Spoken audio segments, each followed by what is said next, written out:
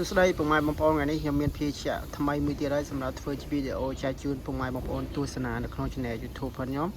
យើងមកគាស់ស្វែងរករង្វាន់ធំទាំងអស់គ្នាសម្រាប់ភារកិច្ចមួយកំប៉ុងនេះគឺខាងក្រុមហ៊ុនគេបានតម្លាក់រង្វាន់ធំមកខ្លាំងច្រើនណាអញ្ចឹងខ្ញុំបានជាវមួយកំប៉ុងដើម្បីគាស់ស្វែងរករង្វាន់ធំជាមួយនឹងខ្ញុំទាំងអស់គ្នាសម្រាប់ពុកម៉ែបងប្អូនមកថ្មីកុំភ្លេចជួយចុច Subscribe Channel YouTube ខ្ញុំម្នាក់មួយហើយបងប្អូនទទួលបានវីដេអូថ្មីបន្តពីខ្ញុំទៀតសម្រាប់ភារកិច្ចនេះគឺភារកិច្ចខ្មែរផលិតដោយក្រុមហ៊ុនខ្មែរBurberry Chip តកែជាខ្មែរអញ្ចឹងបើយើងជួយគ្រប់គ្រងផលិតផលក្នុងស្រុកយើងគឺជួយសេដ្ឋកិច្ចខ្មែរយើងឲ្យរីកចម្រើនជាមួយនឹងគ្នាហ្នឹងហើយនេះក្រុមហ៊ុនខ្មែរ Burberry Chip សម្រាប់លេខកូដវាគឺ884អានេះគឺពិបានផងខ្មែរយើងសុទ្ធសាធ 100% ហើយឲ្យតែយើងរកកតុយ800នេះ884ហ្នឹងដឹងតែផងខ្មែរហើយឥឡូវយើងចូលមកក្នុងវីដេអូផងយើងវិញសម្រាប់ភារកិច្ចនេះពីមុនខ្ញុំធ្លាប់ធ្វើវីដេអូចែកជូនពុកម៉ែបងប្អូនទស្សនាដែរឥឡូវខ្ញុំបានធ្វើបន្តទៀតហើយដើម្បីឲ្យបងប្អូនបានទស្សនាសម្រាប់វីដេអូខ្ញុំនីមួយគឺធ្វើឡើងមកដើម្បី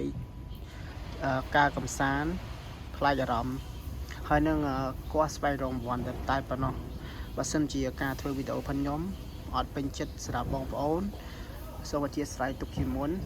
បើមានភាពខុសឆ្គងកន្លែងណាសូមពុកម៉ែបងប្អូនអធិស្ឋានឥឡូវយើងគាស់ស្វែងរករង្វាន់ជាមួយនឹងគ្នាទាំងអស់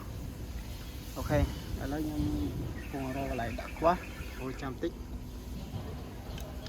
តោះចាំពុតមើលទាំងអស់គ្នាថាមានរង្វាន់អត់អូខេឥឡូវខ្ញុំបានគាស់ហើយនៅតែយើងនៅពិនិត្យមើលទេសម្រាប់បងប្អូនណៃមកថ្មីកុំភ្លេចជួយចុច Subscribe Channel YouTube ខ្ញុំម្នាក់មួយផងហើយខ្ញុំនឹងធ្វើវីដេអូថ្មីឲ្យពុកម៉ែបងប្អូនបានទស្សនាបន្តទៀត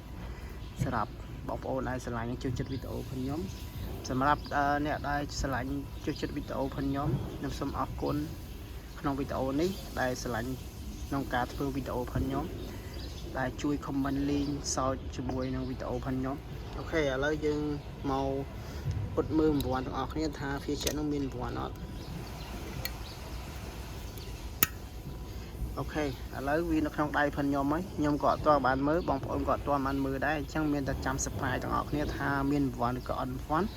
បងប្អូននឹងឃើញនៅក្នុងនឹងហើយអញ្ចឹងខ្ញុំអត់ទាន់បានពិនិត្យមើលទេមិញអញ្ចឹងចាំអួតមើលទាំងអស់គ្នា1 2 3អូខេធ្វើបានមួយកំប៉ុងអូខេឥឡូវយើងចំណាយអស់2500តែយើងត្រូវបានមួយកំប៉ុងអញ្ចឹងយើងចំណេញបាន 50% យើងខាត 50% យើងចំណេញបាន 50% អញ្ចឹងអត់អីទេឲ្យតែបានជាវីដេអូចែកជូនពុកម៉ែបងប្អូនទស្សនាទោះខាតចំណេញមិនក៏ខ្ញុំនៅតែធ្វើវីដេអូបន្តរហូតមិនថាកន្លែងមិនថា